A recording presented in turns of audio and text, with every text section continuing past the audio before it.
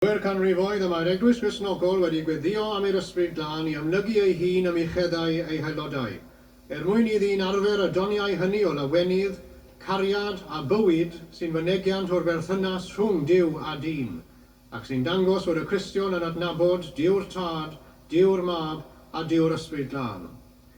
Felly dyma emyn o'r canol oesoedd wedi ei chyfieithu i'r Gymraeg yn yr 15 gan Roland Vaughan Caergybi. Tyrd Ysbryd Glân i'n clonau ni.